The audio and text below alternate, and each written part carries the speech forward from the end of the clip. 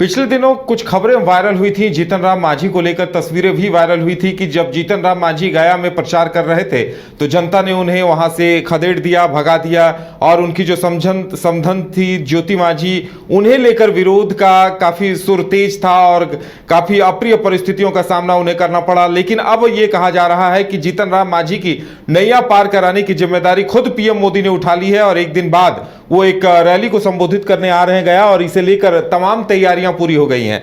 हमारे साथ विवेक जुड़े हुए हैं। विवेक, देखिए, सियासी हलकों में यही कहा जा रहा है कि जीतन राम मांझी की नैया पार कराने पीएम मोदी, अब उन्होंने इसका बीड़ा संभाल लिया है। क्या कुछ मायने हैं इसके?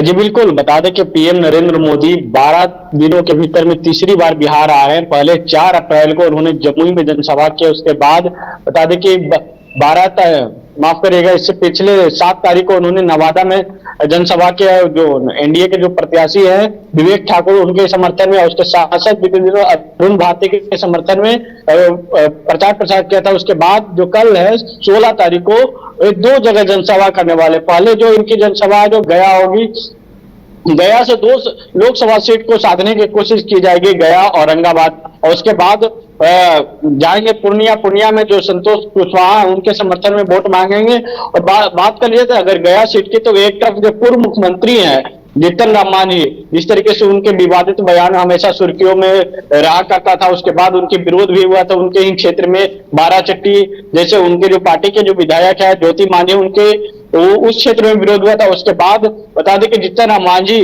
तो समर्थन में कल पीएम मोदी खुद यहाँ कैंप करने वाले, उनके समर्थन में प्रचार प्रसार करेंगे और वोट मांगेंगे कि इस बार जीतन राम मांझी का जो नैया हो पार लग जाए। बता दें कि जीतन राम मांझी का 4थी टर्म है, लोकसभा चुनाव लड़ने जा रहे हैं, क्योंकि 3 बार लोकसभा चुनाव लड़े थे तो हार गए थे पूरी तरीके से। उसके बाद ये चौथा है, 4थी बार में ये भाग आजमा रहे हैं। और ऐसे में देखना हुआ कि जो पीएम नरेंद्र मोदी को आने के बाद जो इनका जो क्या मोदी के लहर में क्या नहीं जीतन राम मांझी सफल होते हैं या नहीं होते हैं। क्योंकि बात कर लिया तो एक तरफ पूर्व मंत्री है कुमार सर्वजीत, जो बिहार सरकार के मंत्री रह चुके हैं, और जो इंडिया महागठबंधन की सरकार बिहार में थी उस समय वो बिहार सरकार के मंत्री थी, कृषि मंत्री, और उसके साथ साथ वो बोधगया से विधायक भी चुन के आया है। और ऐसे में जब हम भी 4 दिन वहां बोधगया में थे, उसके बाद दोनों प्रत्याशियों से बातचीत करने किया तो दोनों प्रत्याशियों को एक ही रुख है कि हम यहाँ से सांसद बनने जा रहे हैं। यहाँ पिता और पुत्र की लड़ाई है। एक तरफ जहां कुमार सर्वजीत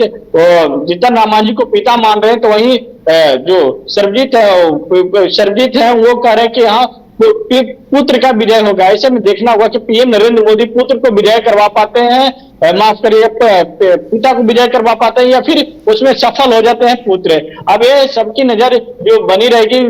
19 तारीख को वोटिंग होने वाला है, कल वो रैली करेंगे, रैली के सम्मुखता बाद 2 दिन के बाद वोटिंग होने वाली है।